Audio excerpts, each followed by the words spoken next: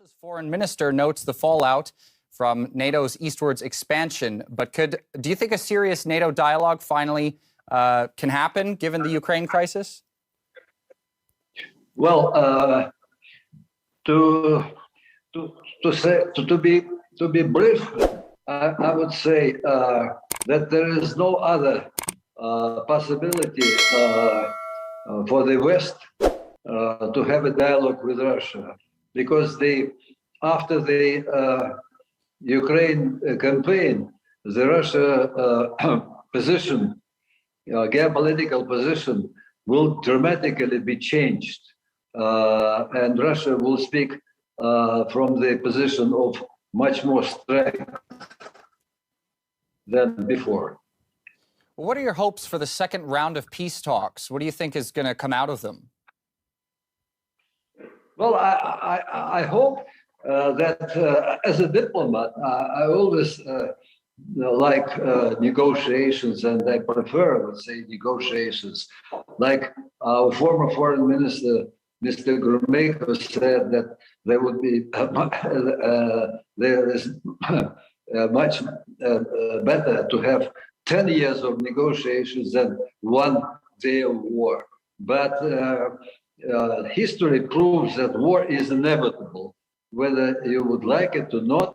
But war in this case was inevitable, and we actually warned for several times, publicly, privately, in our documents, in the statements, that Ukraine aggression against Donetsk and Lugansk will cause the Russian response to protect Russian population, and we cannot tolerate such an enemy on our border that will be used as an enemy, as a tool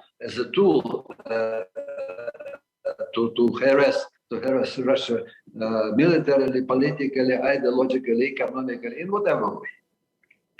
Well, another thing the Russian foreign minister said was that Ukraine has long been made to or turned into an anti-Russia direction. He also said the West has been creating something akin to a Hollywood picture. Do you think that that's true? Of course, it's true, because each military campaign always is followed up by the propaganda campaign. Take any war, let's say this century or the previous 20th century. It's always a kind of information campaign and propaganda campaign for the sake of, especially for the sake of getting some kind of leverage over those who you consider an enemy. Yeah, but propaganda campaign is important, but it cannot substitute the military campaign or political campaign. And I hope that diplomatic efforts will never and should never be substituted by some kind of loose propaganda. Well, we are seeing some appalling attacks on Russian people and institutions abroad that have absolutely nothing to do with political decision-making. What's your reaction to that? I think those attacks on Russian citizens, Russians in sports, Russians in culture, they are, let's say, only unite Russian people, and only tell Russian people that you have to be together, you have to be united, because there is a joint front against you. Because, I think it's a very stupid campaign, because a propaganda campaign or whatever campaign which is not military, it is the idea of such a campaign is to have a kind of diversion, to put a kind of diversion in the society, to let's say, to influence the public opinion of the society.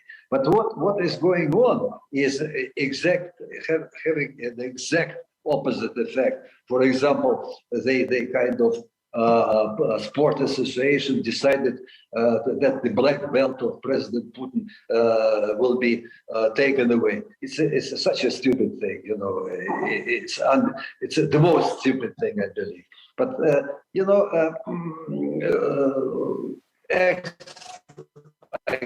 against a famous Russian conductor, Gergiev, like famous Russian soprano, Netrebko, they show that there is no limit the other side would do to harm Russia and Russian people. Well, Sergei Ordzhonikidze, former Director General of the United Nations Office in Geneva, thanks a lot for giving us your input on that. Thank you.